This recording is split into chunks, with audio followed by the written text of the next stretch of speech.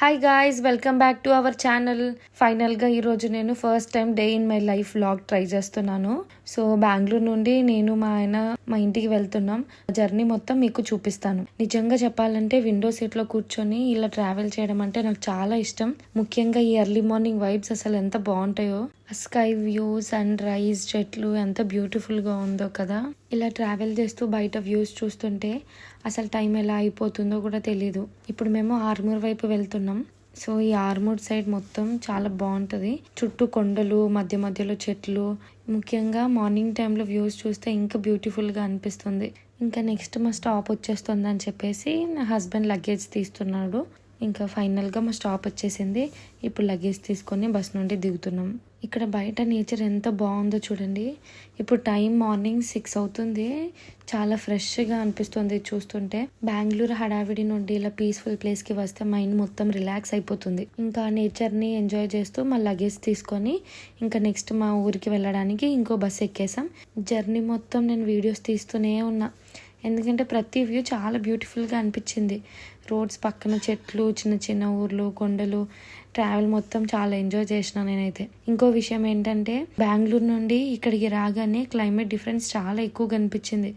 బెంగళూరులో కూల్ వెదర్కి అలవాటు అయిపోయాం, కానీ ఇక్కడ ఆల్మోస్ట్ 40 degrees టెంపరేచర్ ఉంది. ఇంకా ఫైనల్గా లాంగ్ జర్నీ తర్వాత ఇంటికి వచ్చేసాం. ఇంకా ఈవినింగ్ నేను, నా హస్బెండ్, మా చిన్న మామయ్య వాళ్ళ ఇంటికి వెళ్ళాం. వాళ్ళ ఇంటి బ్యాక్ యార్డ్ లో చాలా చెట్లు ఉన్నాయి, ఇంకా ప్లేస్ ఉంటది. ఇక్కడ మేము కాసేపు అందరితో కజిన్స్ తో టైం స్పెండ్ చేసాము. ఇంక ఇక్కడ జామ చెట్టు ఉంది, జామకాయలు ఉన్నాయని చెప్పి మా చెల్లి జామకాయలు కోస్తుంది.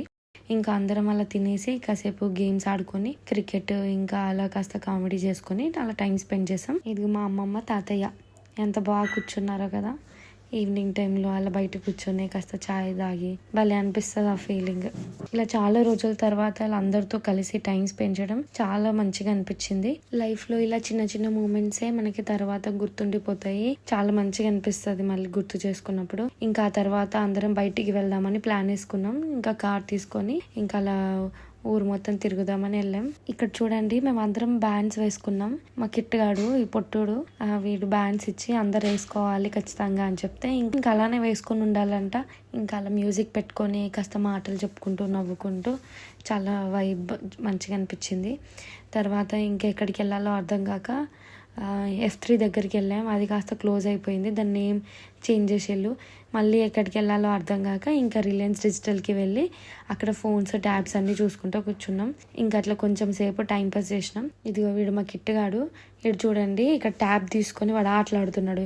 ఇక్కడికి వచ్చి కూడా గేమ్స్ ఆడుతున్నాడు ట్యాబ్లో. ఇంకా నెక్స్ట్ ఏమైనా స్నాక్స్ తిందామని చెప్పి ఎక్కడికి వెళ్ళాలా అని చెప్పి ప్లాన్ చేసుకున్నాం.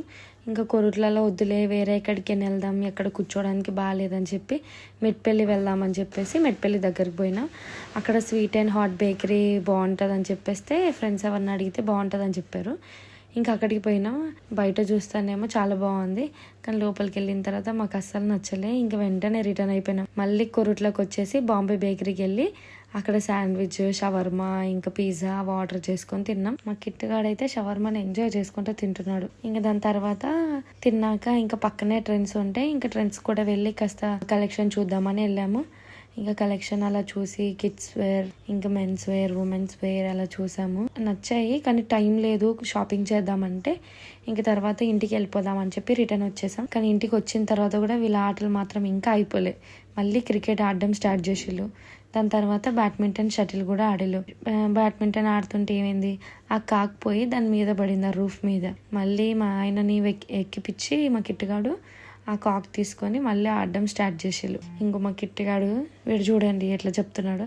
విన్నింగ్ స్పీచ్ చెప్పరా, క్రికెటర్గా నువ్వు గేమ్ విన్ అయితే ఎలా చెప్తావు చెప్పరా అంటే వాడు ఇట్లా మాట్లాడుతున్నాడు.